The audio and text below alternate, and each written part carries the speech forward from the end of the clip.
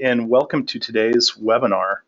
My name is Taylor Pettis, and this is a continuation in the 3 Deep series covering various digital marketing topics. Today we're going to learn about email marketing from Scott Pearson, and we hope the presentation will be informative and interactive. To make it interactive, please share your comments and questions in the chat area of the webinar screen, and I'll do my best to help Scott answer your questions during the presentation. We're recording today's webinar as well, and all of you will be emailed a copy following the event. If you like what you see and want to share it with your friends or connections, please feel free to do so. Now, it's my pleasure to introduce Scott Pearson. Scott is a vice president and partner with 3 Deep Marketing. He has over 20 years digital marketing experience and is an expert in email marketing and eCRM. He leads the strategy, planning, and implementation on over 1,000 email campaigns and over 245 million permission-based emails every year. Here is Scott Pearson. Thank you for the great introduction, Taylor. Very excited to be here talking Email 101 today. I want to start by saying welcome and thank you for joining us. As I mentioned, this presentation is meant to be an introductory 101 look into email to help move you past simply batch and blast tactics. But my hope is that even for more experienced email marketers participating today, that there will be some best practice takeaways that you will be able to incorporate into your campaigns, or even just some simple reminders to get back to focusing on the basics that work. Also, as Taylor mentioned, these slides will be emailed to all registrants at the conclusion of this webinar. In case anyone was curious what I look like, there I am. Again, my name is Scott Pearson, and I'm a partner and vice president of eCRM at 3 Deep. We're a digital agency located in St. Paul, Minnesota. I have a long history working in both CRM and email marketing. My background includes both B2C and B2B businesses, and I've done a lot of work with large enterprise companies, all the way down to small mom and pop shops. If you want to find out or check out more about 3 Deep, I would encourage you to visit our website at 3deepmarketing.com. So why email? Why are we all gathered here today? After all, isn't email dead? I mean, the first email was sent back in 1971. In digital marketing terms, that's like 1,000,000 years ago. Over the years, email's death has been predicted several times. First, it was instant messaging that was going to kill email. Then it was SMS and text messaging. Then it was social media. You get my point. Email's been around a long, long time, and it will continue to be. If it wasn't, this would be the shortest webinar of all time. But the fact is, we are expecting businesses to actually focus more on email marketing in the next 10 years than they have since the beginning of the internet. But why? Well, 3 reasons. First, email is cost effective. In most cases, companies report that email is either their best or second best marketing channel in terms of ROI. Second, email can be very effective in building new relationships, but more importantly, new revenue. As ExactTarget stated, 70% of people say they always open email from their favorite companies. And lastly, and probably the best reason email will continue to be so successful, is its ability to nurture repeat business from your existing customers. eMarketer released a report earlier this year showing that in 2014, email marketing was cited as the most effective digital channel for customer retention. So hopefully we all agree that email is and will continue to be a powerful tool in our bag of marketing tactics, or at least I'm assuming that's why you are attending this webinar today. With that, let's jump into best practices around email design. But before we get too far into images and content, to truly understand the whole of email design, we need to understand the parts that make up the whole. This is something that I learned in my 8th grade biology class. And whoever thought I would be relating frog dissection to email marketing? Well, I can promise that this will be a lot less painful for you and the frog. Before we slice this email up, the first question that I always get is, what size should my email be?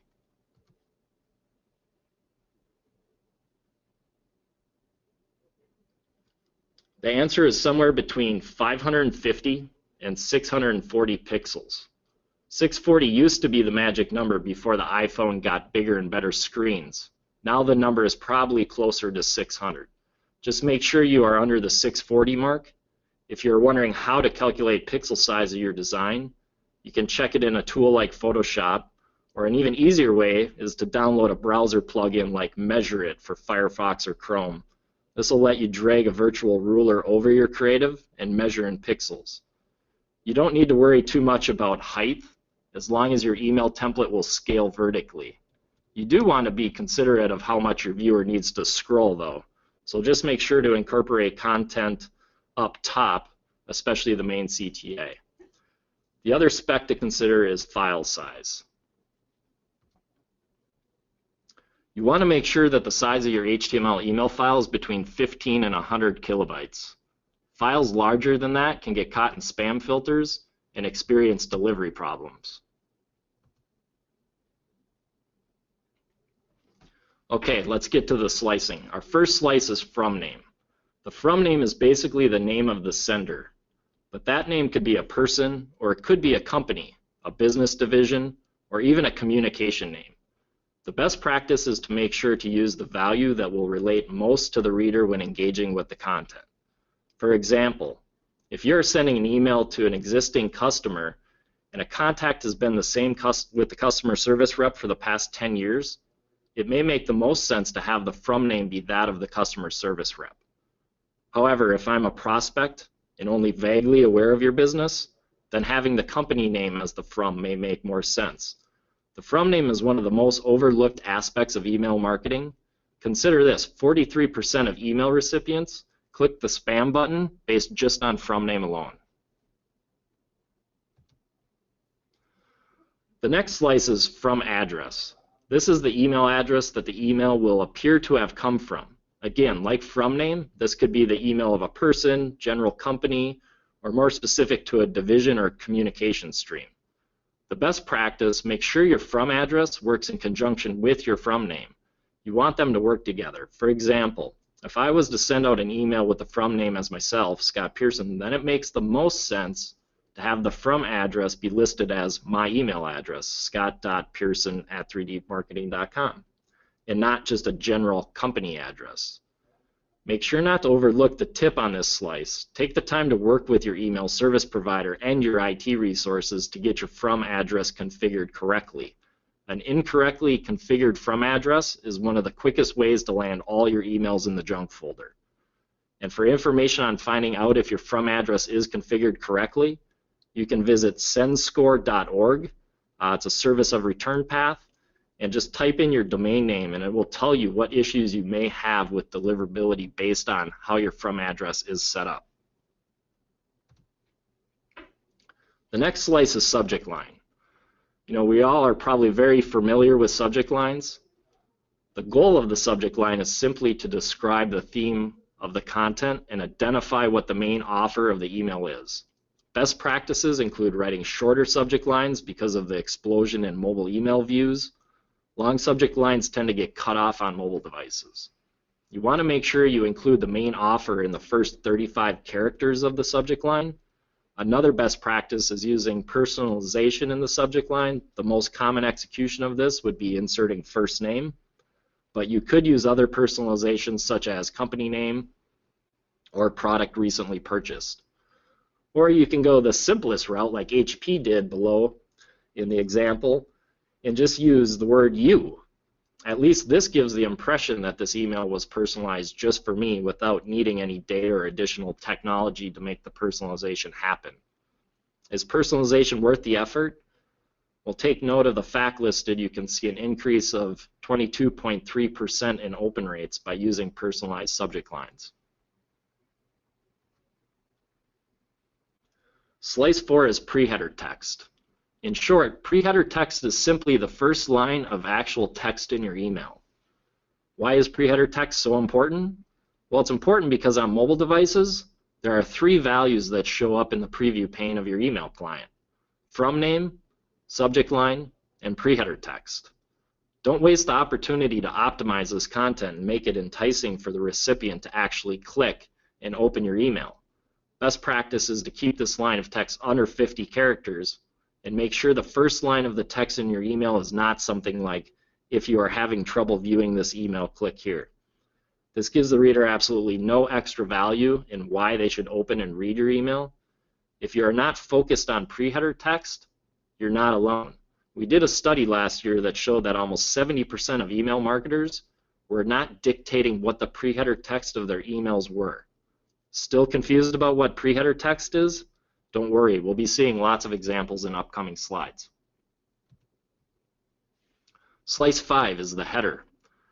The header's main job is to provide branding.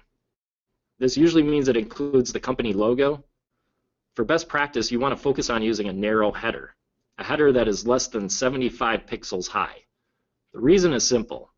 If the header is narrow, it keeps the important body content and call to action up above the fold.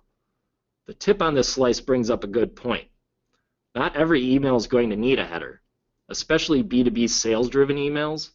In that case, you'll want to remove the header to make the email seem more manual and less automated, as if the sales rep took the time to write it out and send personally. We will see some examples of emails like these in upcoming slides. Slice 6 is the headline. Writing good headlines is an art.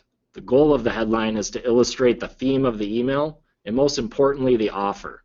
You want the headline to gain enough attention from the reader that they invest additional time in reading the body copy. Best practices say to keep headlines under 40 characters and on one line if possible, no more than 2 lines. You will want to use at least 30-point font for readability on mobile devices. Take note of this tip. Don't embed your headline in an image. Keep your headline as text so it is visible when images are not displayed in email clients like Microsoft Outlook. Slice 7 is the body. This slice should really read body and offer.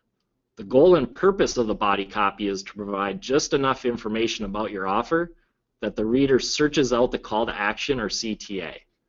Best practices are to use subheadlines, lists, and bullets to make skimming the body content easy. An additional tip is to also include text links in your body copy that convert to your offer. Slice 8 is the hero shot image. A hero shot is an image that relates to your body content and offer but sells or draws attention to the CTA. Your hero shot should additional details about product or improve relevance about a service. Typically, hero shots are of 2 types, product or lifestyle.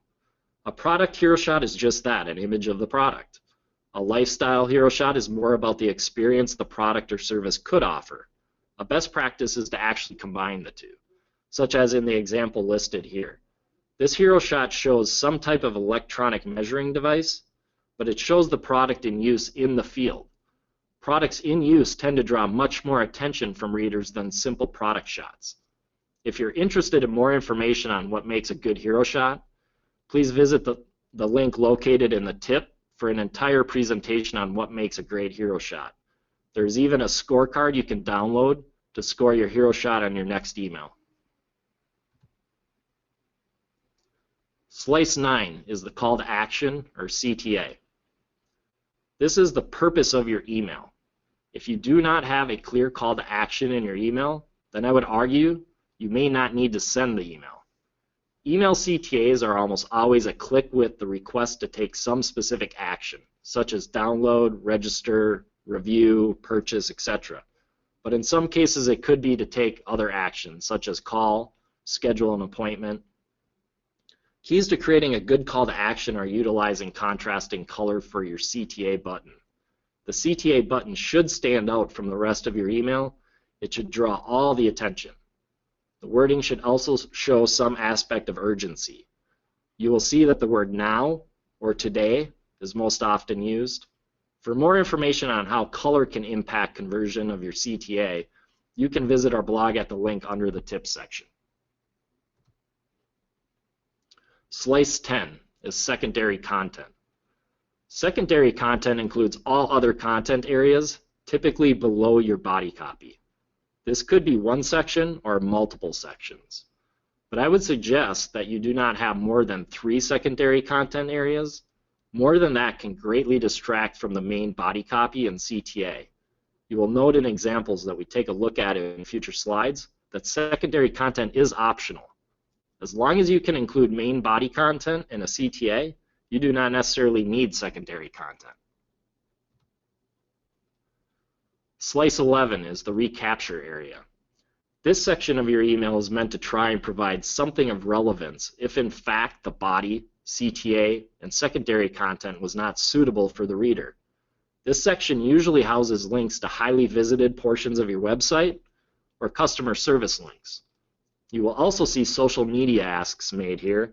As a tip, I would suggest removing this section of your email template and testing without it. Sometimes the more links you have, the more distracting it is, and can actually decrease the number of clicks you get to your main CTA.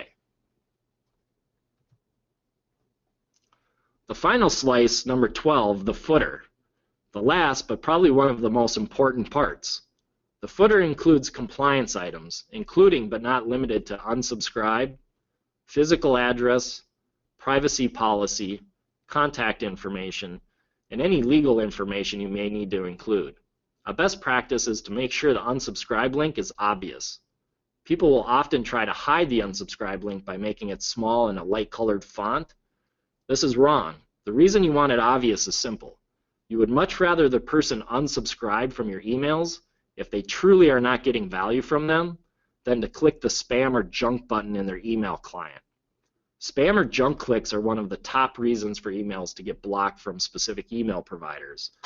In regards to compliance, follow the link in the tips section for compliance rules and regulations for the geographies that you market in. That completes the dissection of a standard email layout. Again, I hope that was a lot less painful than the frog you may have dissected in your school days. Now let's take a look at some examples and see how all these parts are pulled together to create an overall design.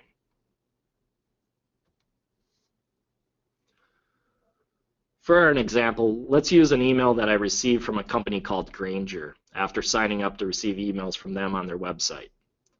Remember, your preview window in your email client or your phone will be the first interaction you have with the email.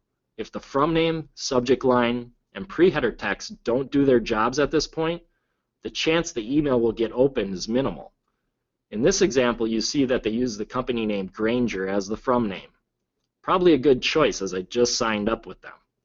They did a good job of personalizing the subject line with my first name, but they could have done a better job of describing the offer or the value that is contained within the email content.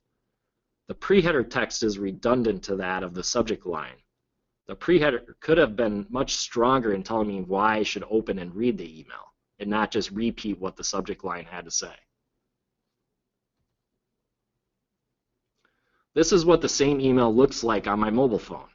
Here you can really see the value in creating good pre-header text, as it actually gets most of the real estate in your mobile preview pane.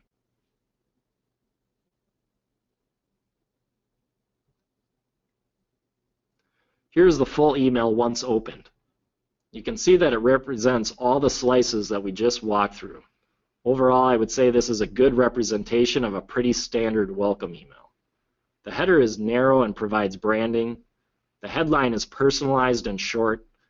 It could probably do a better job of getting me excited about what other information is contained in the email, but overall it's okay.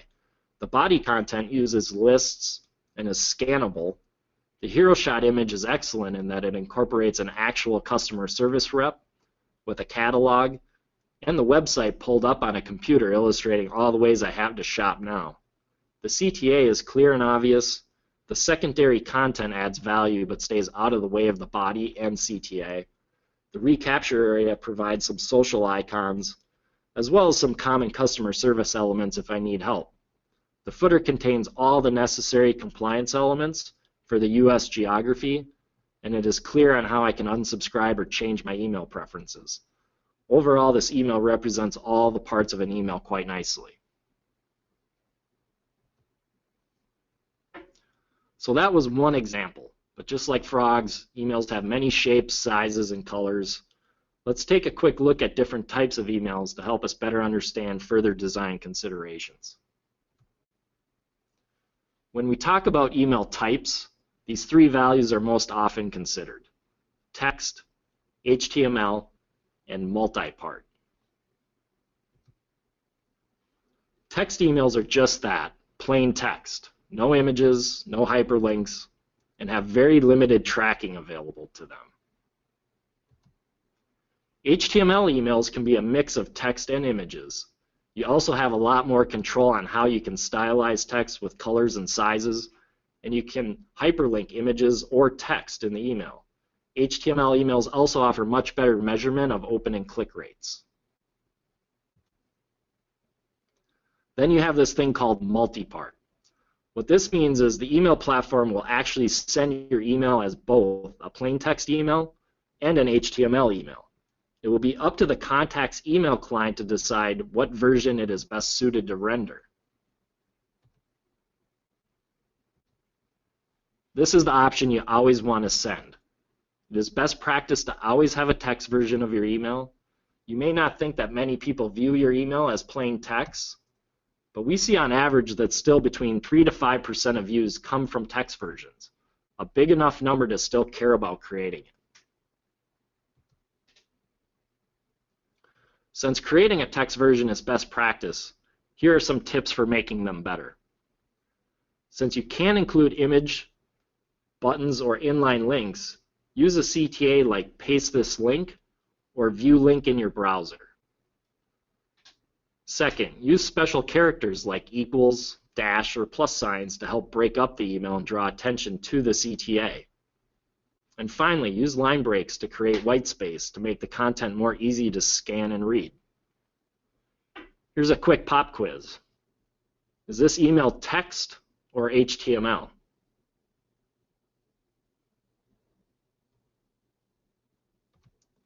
The answer is it's HTML. The dead giveaway was they used an image of the logo at the bottom. Next, they included inline text links. And finally, they used stylized text, including a different font and color. Another set of email types to consider are the following: cold, permission, and transactional. Cold emails are typically sent to purchase lists or lists obtained by other means, such as trade events or business development research on the internet. Cold emails mean there is no past relationship with the contact, and the contact has never provided permission to be emailed. Please note, there are many compliance issues to be aware of, especially in Canada and some EU countries. Permission-based emails are contacts that have explicitly opted in to receive marketing emails from you. That means at very least there is that relationship, but often these may also be your existing customers. Note, while not as many compliance concerns as with cold email, there are still rules for permission-based emails in most countries. And finally, transactional. Transactional emails are triggered after a specific transaction occurs. Think of requesting a white paper and immediately receiving an email with a link to download. Or e-commerce emails such as order confirmations or shipping confirmations. While transactional email is very important in the overall scope of email marketing, it tends to be a more advanced topic. So we will spend most of our time taking a further look at cold and permission-based emails. Also, here are some links to compliance regulations. There's one for US and one for Canada. The third link will lead you to a resource that will have links to other countries and geographies.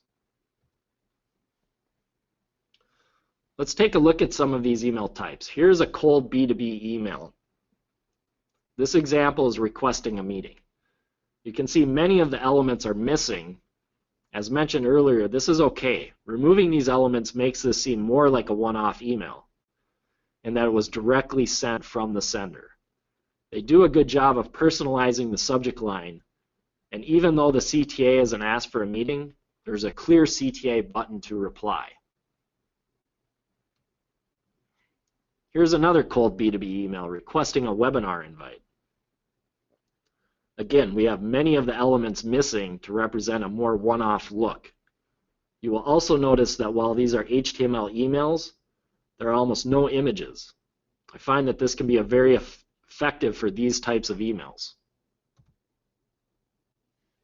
This cold email is asking for a white paper download. There's a better balance of images to text in this example, which makes sense, so they can include a hero shot of the white paper.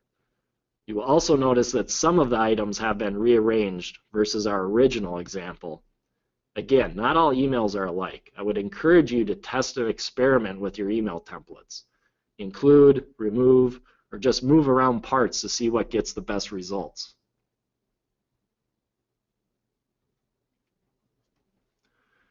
Here we have a look at a permission email for Evernote, a software program. The main CTA is to download the Evernote app. This template includes almost all the elements, but they have been moved around a bit. I would definitely encourage them to incorporate the pre-header text that they are missing.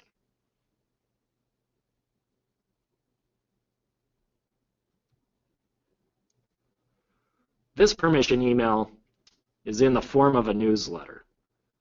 It has one main CTA with additional news content sections below. You can see this email is also missing pre-header text and is missing the recapture area, but overall has most of the parts we have reviewed. My one comment on this email is they could do a much better job of personalizing the content.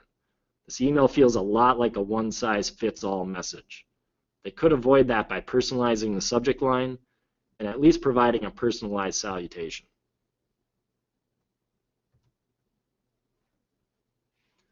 Here's an example of a permission-based promotional email.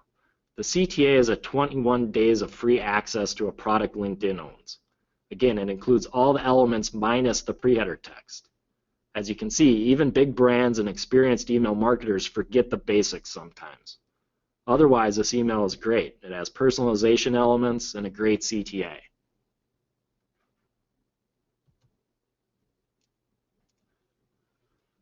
As I mentioned previously, we will not be focusing on transactional email for this presentation, but I have listed some examples of common emails. Order confirmation, shipping confirmation, change password, download requests, and product recalls are all versions of transactional emails. From a design aspect, in most cases, they will include more text than images, and because of their transactional nature, in most cases, they do not require opt-in or permission compliance.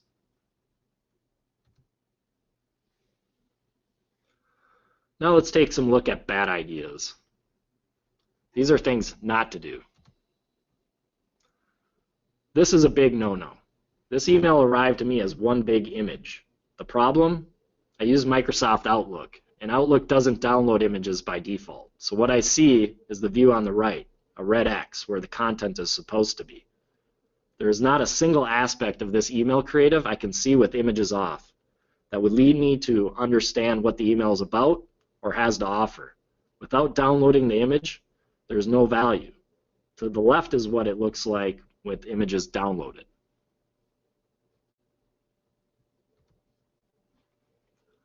This is actually a better example of what to do in that case. Here we see our email from LinkedIn that uses a good balance of images to text. Even in the version on the right without images downloaded, I completely get the idea and the value of what the email is about. Even the buttons represent well without images. This email from Menards is a perfect example of content overload. What am I supposed to focus on? Menards has sent me way too much to think about. Too many click possibilities lead me to choice trauma. My next action is simply to ignore this email and move on. This is an email I received at 8:03 a.m. the other morning while trying to drop my kids off at daycare and get to work. All I saw was the subject line on my phone and quickly freaked out and scrambled to dial my IT guys to figure out what was wrong with our blog, only to take a closer look when I got to the office to discover that it was just a misleading subject line to get me to pay some guy named Charles to write blog posts for us. Misleading subject lines and misleading headlines are actually part of CAN-SPAM compliance here in the US. Your company can face fines by the FCC if it finds you you deliberately sent marketing email to mislead your contacts. You don't want to do what Charles did. Gerber did a great thing here by sending me a welcome email when I signed up to receive emails from them. But hey mom, they clearly can identify that it is me as they have personalized it with my name. A much better and more relevant experience would be, hey dad, and a picture of a dad holding his baby. Okay, enough with the bad. Let's take a look at some more good ideas to focus on when developing and deploying email campaigns. It is not only a good idea, but a great idea to focus on deliverability. There's tools out there like Pivotal Veracity, Return Path, 250 OK that can help you actually focus on deliverability before you send out your campaign. This means testing prior to your execution. What it'll do is it'll automate where is your email going to for the main ESPs. Is it going to the inbox, or is it getting delivered to the junk or spam folder? It also show you areas where your email might not be delivering to that email provider at all. What you can do then is go and sort out problems or issues with each ESP before you go and send your live send. The other things that these tools can help you do is monitor your send score. We previously mentioned Return Path service of sendscore.org that can help you monitor that, but there's other tools that can do that. These tools can also help you manage whitelists. What whitelists do is it just gives some ESPs the idea that you are a valid sender.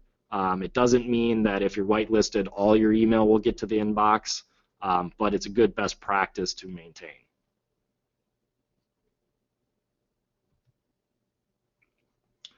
Solutions to deliverability issues are more suited for an advanced session, but here are a few things to consider.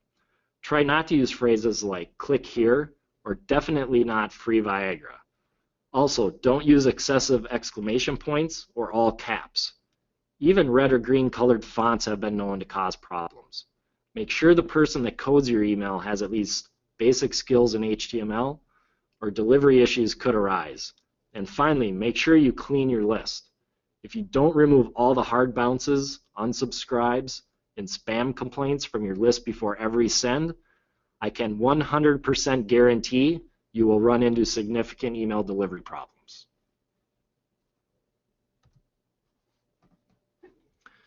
It is a good idea to focus on rendering. So if you think about how many email service providers there are, how many device types there are, the fact that you can look at the same email on a desktop, on your mobile device in a native application or in a separate app, think of Gmail for example. I can log on to my desktop, check my Gmail account, look at an email. I can then go into my iPhone, look at the native iPhone email app, and check my Gmail account. But I could also log into Gmail through Gmail's app.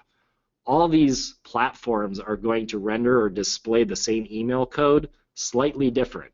So again, you have tools like Pivotal Veracity, Litmus, 250 OK that automate and make it a more efficient process to look at what your email is going to look like on every device across every email client. Again, this can also help you do things like confirm responsive design for mobile devices and see where anything might be breaking, whether it's just in your design or even things like breaking your link structure.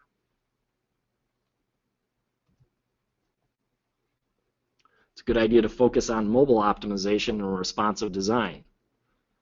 Responsive design, for those that aren't familiar with the topic, what it does is it basically has one set of code but will render different experiences based on the device you're on. So if you look at this slide in the lower left-hand corner, you see the Red Wing shoes example. Here you can see it's the same code for the email, but on my phone it looks different than what it would look like in an email client or a larger device like an iPad. With the phone, the code is actually doing a couple things. One, it is actually pushing the hero shot down below the body copy.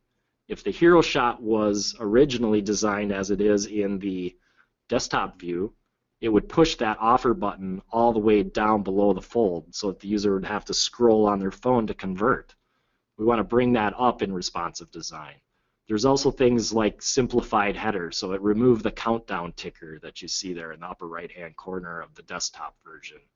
And it has a more simplified headline that kind of combines the headline and the subheadline into one. Again, all these are used to make the conversion experience that much easier based on what device the email's being looked at. There's tools like Litmus that can provide you the statistics that you see in the graphs above on this slide. Things like reading environment. So how much of your audience is actually viewing your email on mobile devices versus desktop or webmail applications? Or what is the breakdown of the email clients being used, especially in the mobile platform? So here we see the breakdown of iPhone versus iPad versus Android. Again, this can all give us good information on should we be designing our emails to play nicely more on iPhone versus Android, or is it a pretty even mix or split? The other items in this slide are around responsive design or mobile optimization best practices.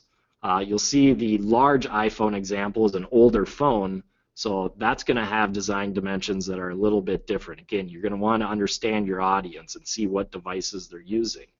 That graphic brings up some other good ideas, though, around clickable areas. If you think about mobile devices, people actually navigate with their fingers. So you need broader, bigger areas to be able to click on. You also want padding around those areas. I'm sure we've all experienced that time of trying to click the one text link on our phone only to click, the one above it or below it.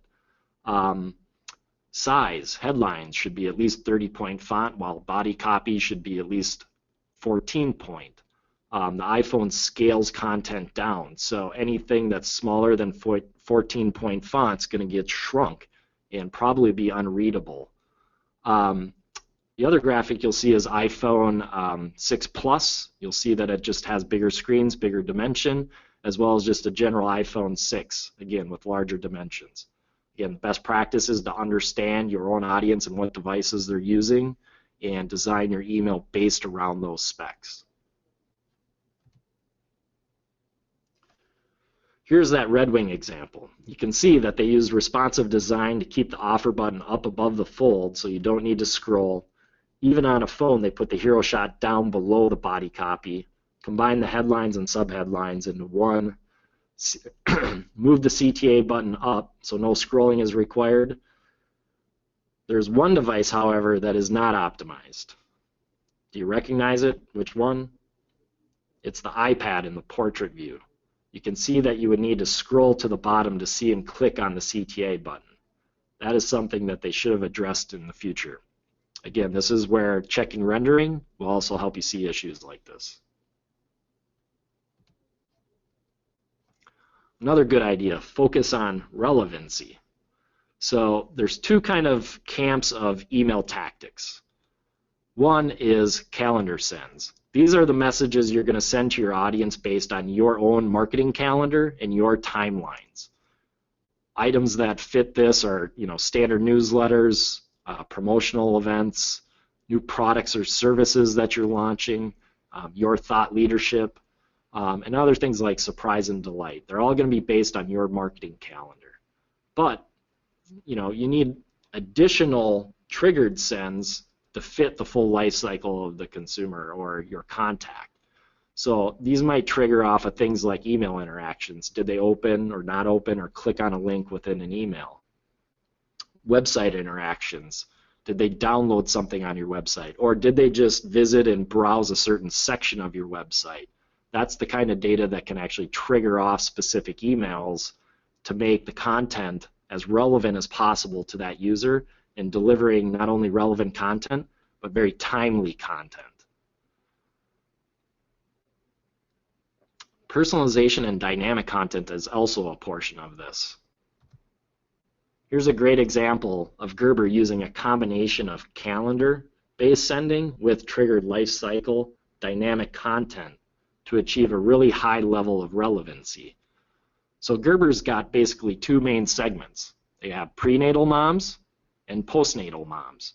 And within each of those segments, there's a wide span. So on the prenatal side, you have moms that are just newly pregnant all the way out to moms that are approaching their due date. Postnatal, Gerber's focusing in on moms that just gave birth all the way out to toddlers in 2 to 4 years of age. The type of content that's going to relate to mom at those various aspects or times or life cycles is going to be very different. So here we see that those dynamic content templates populate based on what we know about mom. So how far along in her pregnancy is she? Or what is the age of the baby? In the prenatal segment, that literally shows you, personalizes where you're at in your pregnancy stream. The question and answers, the tools, they're all going to be configured to that part. So it might have something to do more with the third trimester of your pregnancy in this example. In postnatal, the imagery of the baby is going to be representative of, the age of your child. Also, videos, furthest stage products, and the handy tools are going to relate to that age of child, and especially the menu planner below. It's going to be specifically rated to the age of your baby and the stages that they go through.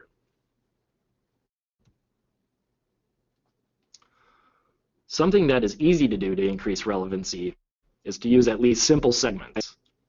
The Gerber example may be fairly complex, and not everybody's business kind of fits that life cycle model. But even simple segments can make a world of difference in how relevant the message will be to your contact. Listed are just a sample of some easy segments to target. Segments like your prospects versus your customers, or segmenting based on a customer's last purchase or their last web behavior. Or one of the easiest is simply segmenting based on geography, where the contact's located. Just segmenting based on geography can provide relevant content based on that. It's a good, if not a great idea, to focus on A/B and multivariate testing. Here's a list of just a few of the variables you can test. Things like subject lines, send from, creative, copy, CTAs, certainly time of day and week. But when you start to test and optimize your emails, simple A/B testing of from name and subject line is where you should start. These two items can drive immediate increase in open rates. Once you have maximized your viewership of your emails, then you can move on to items like creative and offer testing that focus more on conversion improvements. Too often I see a lot of money being spent on big fancy creative revisions to test multiple creative copy, only to see really poor open rates. It ends up being a lot of expense and a lot of effort into an area where they should have improved trying to focus on how do they engage their audience in the first place. One of the questions I get asked a lot is about the best time of day and week to send email. Well, my answer is to test. There is no magic date or time, but the highest opt-out day is Tuesday. You know why? Because someone published a study that says that Tuesdays are the best time to send email. So now you have a lot of email being sent on Tuesdays. So the most opt-outs happen on Tuesdays. Guess what might not be the best day anymore? Tuesday, switching to Thursday. I do know that for B2B we have had the best luck sending weekdays, Tuesday through Thursday, early morning between 6 a.m. to 8 a.m. For B2C, is more varied depending on your offer and your audience. Again, you should test your own database and see what your best time is. Probably the next most frequent question I get asked is, how frequent should I be sending emails? As for sending frequency, the rule of thumb is to send more often to your active contacts. There's no magic frequency number, but these can be a general guideline. Engaged contacts, send weekly to monthly, or even for very highly engaged segments, you could potentially send daily or even more than that. For those that have not even opened one of your emails in the past several months, I would drop down to maybe a monthly or quarterly interval.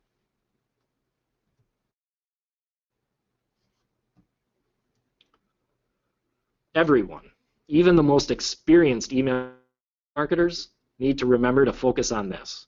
Do your due diligence and check your emails over before you send them. You'd be amazed at how many forget to even spell check. Here's an example. Mistakes really do happen. Here's an email I got just a couple days ago from Petco. If you look up at the pre-header text, you will see that the personalization of pet parent is duplicated. But the big mistake is on the offer. It says $15 e-gift card with your $15 order. Well, that should read $50 order.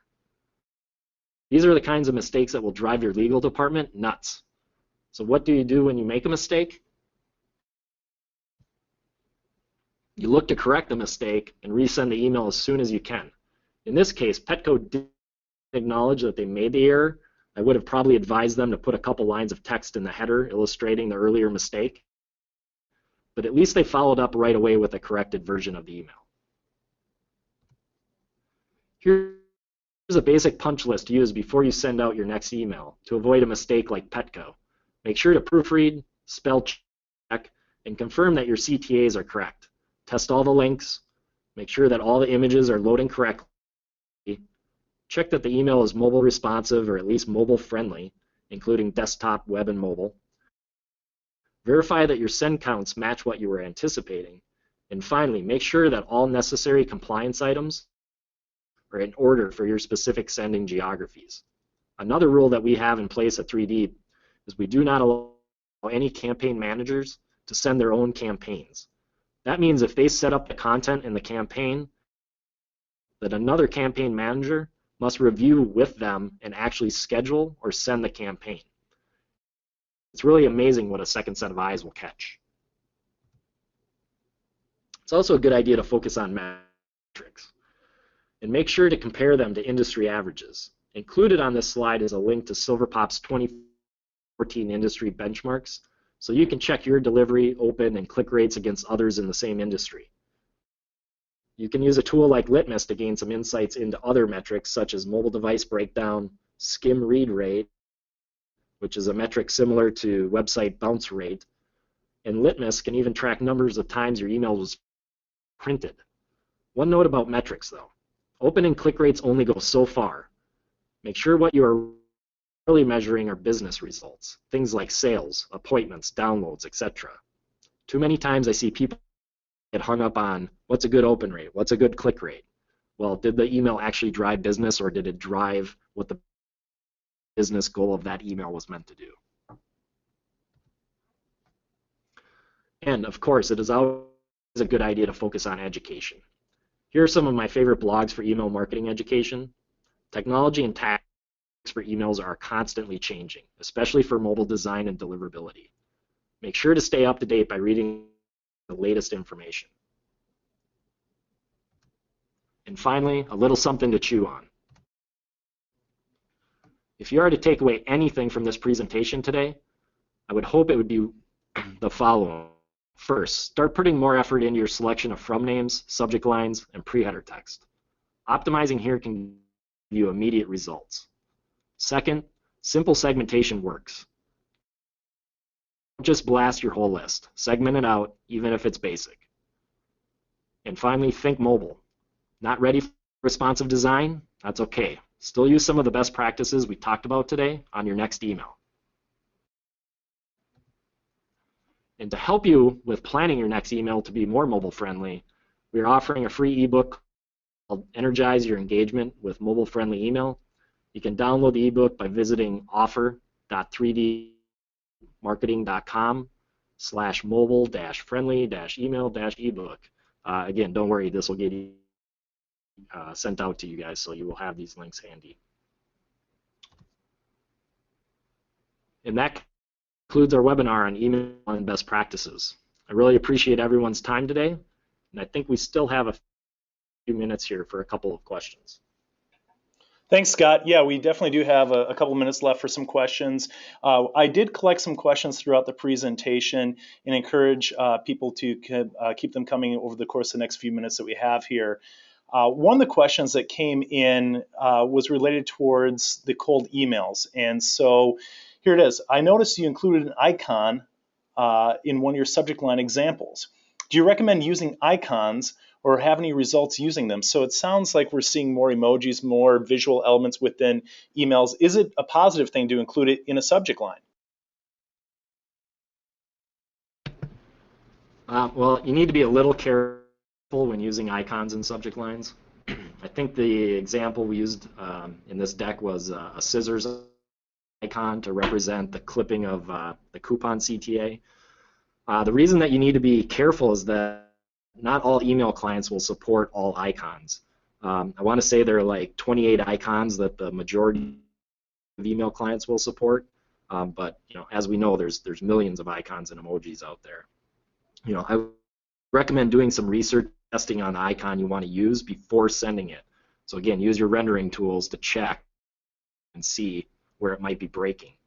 You can contact me offline if you have any questions or unsure what icons might be okay to use. As for results, we have seen mixed results when using them. We've not seen real gains in open rates when we do.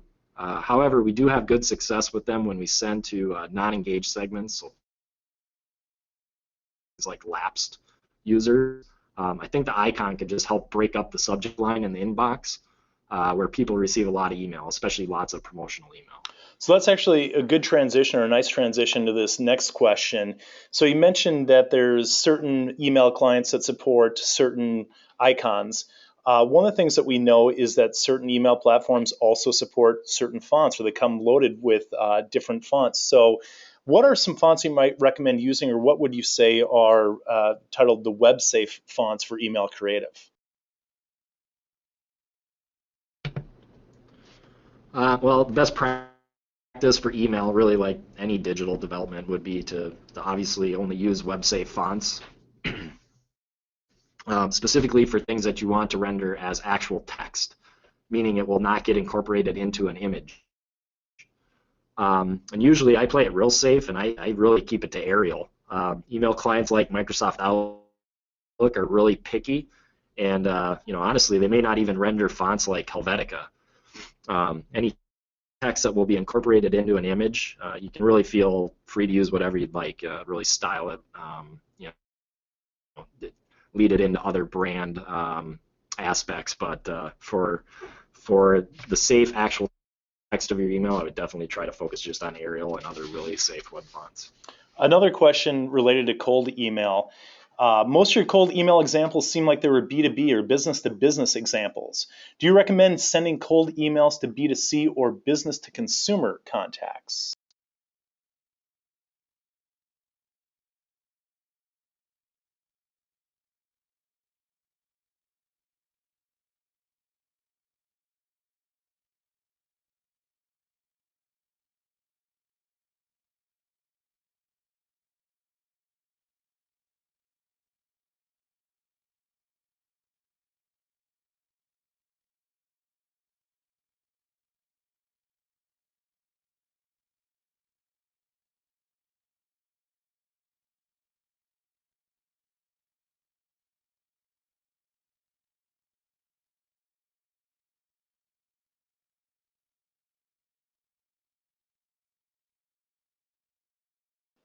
So that's a great response and a nice reminder about permission-based. Another question, this is a little bit more into the techie side, so I know that it's a good one for me to listen to, because I probably wouldn't know the answer to this myself. But the question is, I've been told our email platform uses shared IP. And is this the reason our emails are being sent to the junk folder? Is that the reason, or any tips on what can be done about a shared IP?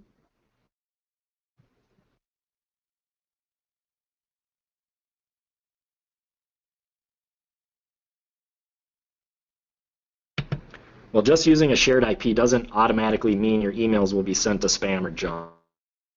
There are many other aspects to email delivery that could be and probably are playing a role in your delivery. So without more specific information, it's hard to give a definitive answer. As a best practice, a dedicated IP, meaning an IP address that only you are sending emails from, is easier to control deliverability issues, since you're the only one governing your email campaigns, and you have total control over the send practices that you are deploying.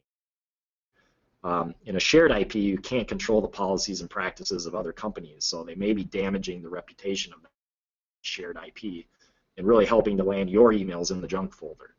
At the same time, just moving to a dedicated IP will not mean all your email will be delivered to the inbox.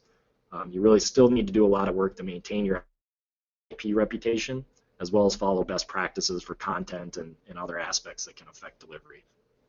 So we're coming close to wrapping up on time here, but there is one last question that I definitely want to make sure that you have a chance to respond to, and this is along the lines of mobile first and a lot more people using their mobile device for searching the internet and definitely for email. So the question is, should all emails be designed to be mobile responsive? If not, what emails would you design not mobile responsive?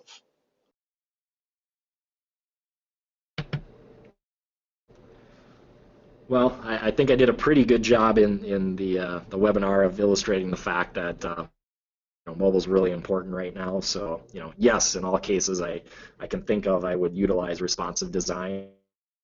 Um, of all of our clients, we're seeing more than 50% of their email views coming from mobile devices. So it just makes sense to design to the masses for that user experience. It can be technical, so I understand why some people have some challenges for that, but again, that's certainly why there's agencies and resources like us out there. That's great, and that's also another reminder about the free ebook too that you mentioned too. So a great transition there at the end. I want to thank everybody for attending today, and Scott, I also want to thank you for your time. This was a great presentation. I know I'm walking away learning a lot of new information here, and really do appreciate the time this afternoon. Great, appreciate it. Thank you for everybody for attending.